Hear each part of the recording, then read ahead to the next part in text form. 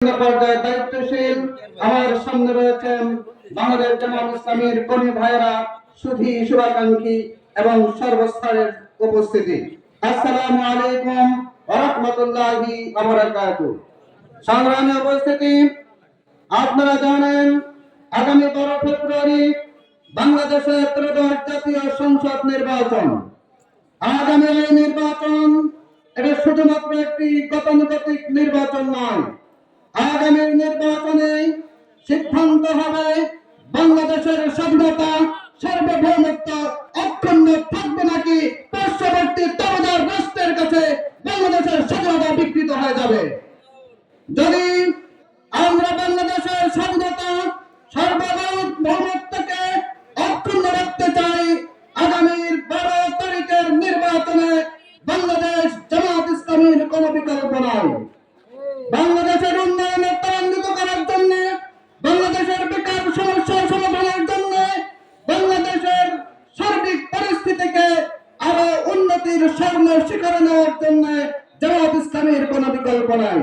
কারণ আমরা দেখেছি বাংলাদেশ জামাত ইসলামীর যে সমস্ত এমপি, যে সমস্ত মন্ত্রীরা বিগত সময় রাষ্ট্র পরিচালনার সুযোগ পেয়েছিলেন, মন্ত্রণালয় পরিচালনার সুযোগ পেয়েছিলেন, তারা দেশের 1 টাকার দুর্নীতির সাথে তারা কখনোই জড়িত হয়নি।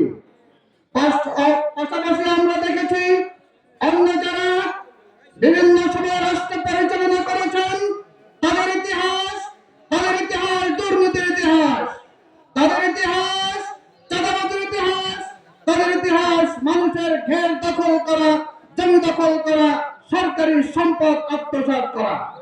তাই আজকে সিদ্ধান্ত নিতে হবে আগামীর বাংলাদেশ কি চাঁদাবাজ মুক্ত বাংলাদেশ হবে নাকি চাঁদাবাজমূলক দুর্নীতিবাজদের বাংলাদেশ হবে। আগামীর বাংলাদেশ যদি চাঁদাবাজ মুক্ত বাংলাদেশ করতে হয়, জামাত ইসলামীর বিকল্প কোনো শক্তি আর নাই।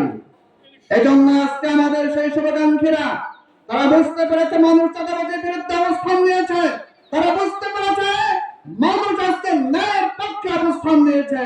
এজন্য আমাদের কর্মীদেরকে হুমকি দেন, বলেন ভোট কেন্দ্রে যাওয়া যাবে না, ভোট নাকি তাদেরকে দেখিয়ে দেওয়া লাগবে। কি বলেন, আমরা কি এতটা দুর্বল? আমরা কি এতটা দুর্বল? বাংলাদেশ জামাত ইসলামী কখনো দুর্বল নয়। শেখ হাসিনার মতো জগদ্দল পাথরকে হটাতে দ্বিতীয়বার জামাত ইসলামীকে ভাবতে হয়নি।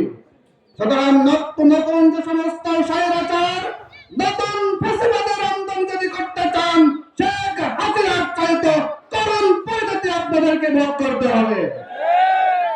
আমি এই বিষয়ের জন্য সবাইকে সাহসের সাথে এক আল্লাহর উপরে ভরসা করে ভোটের জন্য কাজ করার জন্য অনুরোধ করছি। আগামী 12 তারিখে জবাব হবে ব্যালটের মাধ্যমে ইনশাআল্লাহ। আসসালামু আলাইকুম ওয়া রাহমাতুল্লাহি ওয়া বারাকাতুহু।